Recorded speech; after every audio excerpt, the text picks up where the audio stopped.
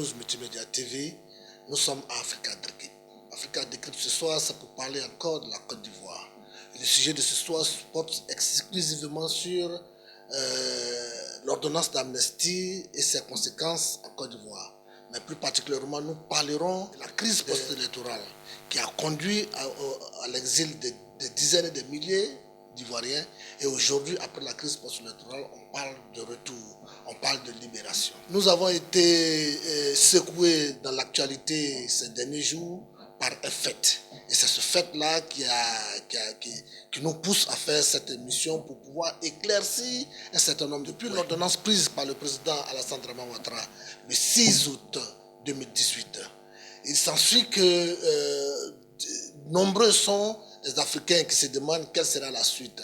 Dans les différents pays où les exilés ivoiriens sont, il y a beaucoup plus de débats, il y a beaucoup plus d'informations que les uns et les autres veulent avoir. Quelle est l'attitude à tenir? Aujourd'hui, nous étions à cela lorsque les Ivoiriens ont été touchés par l'action d'un jeune qui est à Korogo, qui se nomme, qui se fait appeler Carnet Noir. Il est ivoirien, il est sénoufo, il est du nord de la Côte d'Ivoire, il vit là-bas. Et il a attiré notre attention sur le fait que le ministre Issa Malik Coulibaly, qui a été le directeur de campagne du président Laurent Gbagbo, qui a été également son dernier ministre de l'Agriculture, est en exil depuis 2011. Et il a son habitation qui a été saccagée dans sa ville natale de Korogo. Je vous rappelle que Issa Malik Coulibaly est même l'oncle de l'actuel premier ministre de Alassane Dramane Ouattara. Ses domiciles également d'Abidjan ont été saccagés. Et cette question nous amène à beaucoup de réflexions. Mais avant toute chose, nous voudrions vous faire voir la vidéo que ce brave jeune a réalisé lui-même sur les installations du domicile de M. Issa Malik Coulibaly. Parce que comme lui, beaucoup d'Ivoiriens ont été dépossédés. D'autres on leur a arraché leur maison, on leur a arraché leur terre, on leur a arraché leur champ. Mais ce cas du ministre Issa Malik Coulibaly est un cas singulier. Sa maison a été dévastée, elle a été cassée entièrement. Et aujourd'hui, on parle de retour. Où est-ce qu'il va aller dormir s'il retourne? Où est-ce qu'il va se rendre? Voici notre question de ce soir. Et donc, regardez cette vidéo avec nous que ce jeune a fait depuis Korogo pour vous montrer la difficulté, les réalités qu'ont vécu les pro-Gbagbo et surtout les cadres du Front populaire ivoirien. Car, ne l'oubliez pas, Issa Malik Coulibaly est vice-président du Front populaire ivoirien, le parti du président Laurent Gbagbo. Suivez avec nous.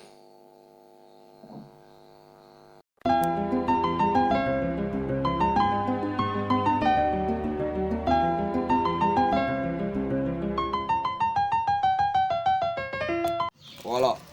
Bonjour à tous les Ivoiriens, bonjour à tous les habitants de la Côte d'Ivoire, bonjour également à tous mes ministres, les ministres du président Gbagbo Laurent. Actuellement, je suis dans la cour de Issa Malik. Voilà, le ministre Issa Malik, le directeur de campagne de Gbagbo Laurent. Sa cour a été saccagée lors des élections, voilà, de 2011, la crise post-électorale de 2011. Et voici sa cour, elle a été saccagée. Et moi, Carton Noir, j'ai décidé de venir nettoyer la cour de mon ministre Issa Malik. Parce que Issa Malik a été un grand cadre de la Côte d'Ivoire. Et moi, je suis fier de lui. Il a été fidèle à Gbagbo Laurent. Voilà, il est resté serein comme les uns inachevés.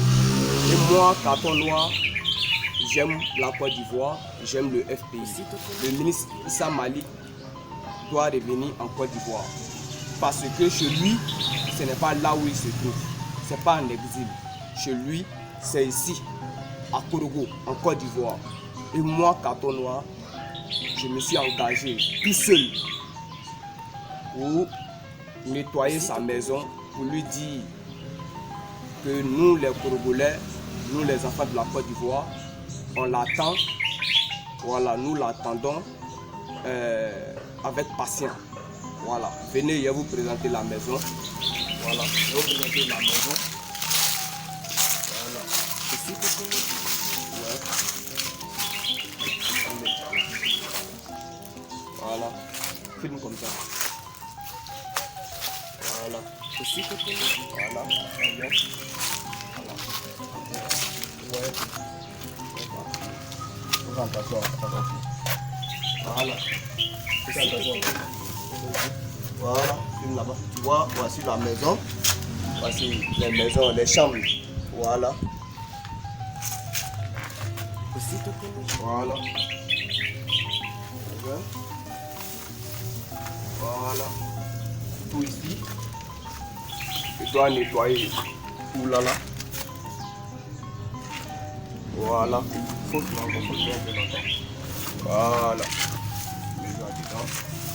Voilà. Je dois nettoyer tout ça. Voilà. Voilà, bien. Voilà. Voici le salon. Le salon de la maison du ministre Issa Malik. Voilà, je dois nettoyer tout ça là. Voilà. Et quand je vais finir de la nettoyer, je suis sûr que je sais vrai que je ne pourrai pas finir aujourd'hui, mais je vais le faire. Je vais nettoyer aujourd'hui. J'ai commencé hier. Voilà, hier il a nettoyé, puis nettoyer la cour. Maintenant il reste les chambres aujourd'hui. Donc je vais nettoyer les chambres. Voilà, juste vous dire que voici dans l'état que le RHDP, le RDR, a saccagé la maison du ministre Issa Malik. En Côte d'Ivoire ici, moi Katon, il ne peut pas comprendre que affaire de politique est arrivée qu'on saccage une maison, prendre les biens d'une autorité. Moi Katon, ça m'a fait très mal. C'est ce qui se passe en Côte d'Ivoire. Et moi, je ne peux pas accepter ça. Issa Malik doit revenir en Côte d'Ivoire. Il doit revenir chez lui à la maison. Chez lui là, c'est ici au nord. C'est un Senfou, 100%. Et Issa Malik est l'oncle d'Amadou Bon Coulibaly qui est aujourd'hui le premier ministre de la Côte d'Ivoire. Comment un neveu peut faire ça à son oncle, chers Ivoiriens? Comment? Est-ce que vous pouvez m'expliquer ça? Mais c'est une honte pour nous les nordistes. Donc, chers Ivoiriens, peuple de Côte d'Ivoire, et je tenais à vous dire que le ministre Issa Malik m'a appelé et il m'a remercié. Il m'a remercié pour ce que je fais. Et moi aussi, je veux lui dire, monsieur le ministre, j'ai vraiment aimé votre appel, mais je n'entends rien de retour. Je n'entends rien en retour. Voilà, tout ce que j'entends, je veux que vous rentrez en Côte d'Ivoire. Parce que votre place, c'est ici. Ce n'est pas à l'étranger. Ce n'est pas au Ghana. Ce n'est pas en exil chez vous, c'est ici. Donc, chers Ivoiriens, je vais commencer.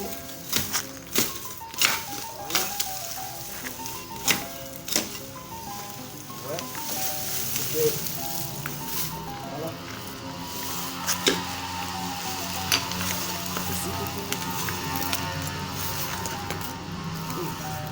Voilà.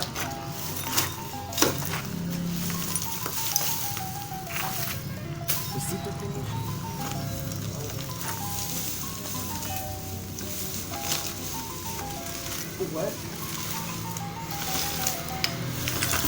Ouais, comment c'est devenu? Ouais, la terrasse est toujours en forme. Dieu merci, ils n'ont pas enlevé les carreaux. Dieu merci, ils n'ont pas enlevé les carreaux. Voilà. Moi,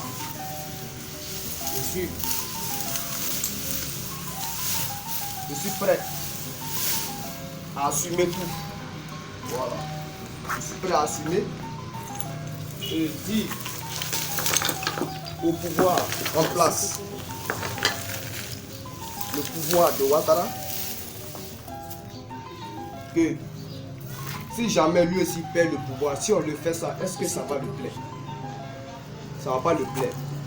Si on fait ça à ses ministres, saccager les maisons, ça ne va pas lui plaire. Donc ce qui c'est que si on lui fait là, ça va lui faire mal. Il ne faudrait pas qu'il fasse ça à d'autres personnes. C'est ça qui est la vérité.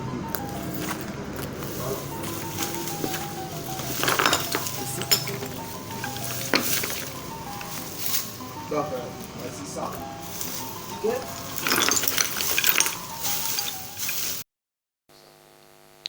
Vous venez de voir avec nous cette vidéo très émouvante. Cette belle maison du ministre Issa Malik Coulibaly est passée vraiment en ruine. Après 7 ans d'exil, ce jeune et brave Ivoirien, carnet noir, a pris la responsabilité sur lui d'aller vous montrer ces images. Mais ces images doivent nous interpeller, nous tous. Le ministre Issa Malik Coulibaly n'a plus de maison chez lui. Ces 2 domiciles ont été saccagés de la sorte. En Abidjan, c'est la même chose. Et imaginez-vous également, d'autres cadres en exil ont ces réalités qu'ils ont vécues. Nous parlons aujourd'hui de la Côte d'Ivoire, nous parlons de cette ordonnance d'amnistie qui peine encore à devenir une loi d'amnistie. Comme vous le savez, selon la constitution ivoirienne, tant que l'ordonnance d'amnistie n'a pas été ratifiée par l'Assemblée nationale pour qu'elle devienne loi, elle est de nul effet. L'opinion nationale et internationale a été ravie de voir certains illustres détenus politiques ivoiriens libérés, dont la première dame, dont le ministre Dida Kwasi Moïse, dont le ministre Asso Adou et plein d'autres, dont Samba David. Mais il reste encore beaucoup de réfugiés, beaucoup d'exilés, du moins de prisonniers politiques qui sont détenus. Il reste encore des milliers, des dizaines de milliers d'Ivoiriens qui sont encore en exil parce qu'ils attendent. Parce qu'ils attendent que cette ordonnance devienne effectivement une loi. Parce qu'ils attendent de comprendre qui est-ce que ça va prendre en compte. Est-ce que les Ivoiriens de l'administration publique ou privée, les Ivoiriens qui étaient des fonctionnaires, qui ont été contraints à l'exil, seront-ils pris en compte? Auront-ils leur appel? Vont retrouver leur boulot? Voici des questions légitimes que les Ivoiriens se posent aujourd'hui. Est-ce que tous ceux qui ont été victimes, qui ont perdu des biens, qui ont perdu des parents, seront-ils dédommagés? Voici des questions légitimes que l'Ivoirien de Lamouda se pose aujourd'hui. Et le cas du ministre Issa Malik Coulibaly n'est pas un cas isolé, mais il montre à lui seul, dans sa singularité, la bestialité dont ont été victimes les pro-Gbagbo, les cadres du FPI et les compagnons de lutte du président Laurent Gbagbo qui est aujourd'hui à la CPI. Nous voulons donc en profiter pour dire aux uns et aux autres que la lutte pour la démocratie dans laquelle s'est engagé le président Laurent Gbagbo, dans laquelle s'est engagé le Front populaire ivoirien, est une lutte difficile, est une lutte qu'aujourd'hui le peuple ivoirien a épousée. Et après 7 ans d'exil, le peuple ivoirien reste mobilisé, mais le combat reste entier. La loi d'amnistie tarde à venir. Alassane Ouattara lui-même qui a dit pendant son discours du 6 août qu'il allait changer la CEI avant les prochaines élections, vient de revenir sur sa parole pour dire qu'il n'y aura plus de changement ou d'amélioration de la CEI avant 2020. Aujourd'hui, le Front populaire ivoirien et toutes les forces vives de la Côte d'Ivoire sont en ébullition, sont en train de se préparer pour mener des combats réels, pour qu'il y ait des conditions réelles de vote démocratique en Côte d'Ivoire avant les élections locales, municipales et régionales. Nous sommes donc entièrement dans le combat que les Ivoiriens mènent aujourd'hui. Nous, Africa News Multimédia, est témoin de ce que tous les Ivoiriens, tous les Africains attendent de ce régime des changements. Toute la communauté internationale qui a supporté Alassane Dramane Ouattara, même aujourd'hui, n'arrive pas à comprendre quelle est la nature de ce régime qui ne veut pas s'accommoder de la démocratie.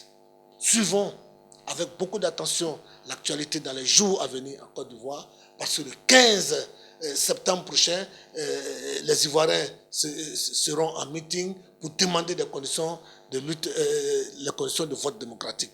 Nous suivons avec vous, avec les Ivoiriens, avec les Africains, l'actualité de la Côte d'Ivoire, parce que c'est un combat réel, parce que c'est un combat pour la restauration de la dignité des Ivoiriens, la dignité des Africains. C'est un combat pour la souveraineté. Et ce combat pour la souveraineté, les Africains en ont soif. Les Africains veulent voir aboutir le combat des Ivoiriens pour que plus jamais aucun régime en Afrique ne soit attaqué sur sa raison, alors que le peuple avait élu le président Laurent Gbagbo en 2010, la communauté internationale a décidé autrement. Et aujourd'hui, voici les conséquences. À la CPI, comment on appelle ça, le procès a été bloqué. On attend la libération du président Laurent Gbagbo. En Côte d'Ivoire, Alassane Dramane Ouattara refuse de libérer certains prisonniers, surtout les militaires. Et c'est quelque chose d'anachronique. Les politiques que les militaires suivent ont été libérés et on tente d'avoir libéré les militaires. La Côte d'Ivoire reste entièrement dans une fournaise. Suivons de près ce qui va se passer en Côte d'Ivoire, parce que les violations des droits de l'homme n'ont pas cessé, parce que la maltraitance n'a pas cessé, parce que les emprisonnements politiques n'ont pas cessé. Et il nous faut un changement. Et l'Afrique entière attend ce changement. Et il est temps que le président Alassane Ouattara se sente interpellé et qu'il fasse un pas pour la démocratie en Côte d'Ivoire. Je vous remercie.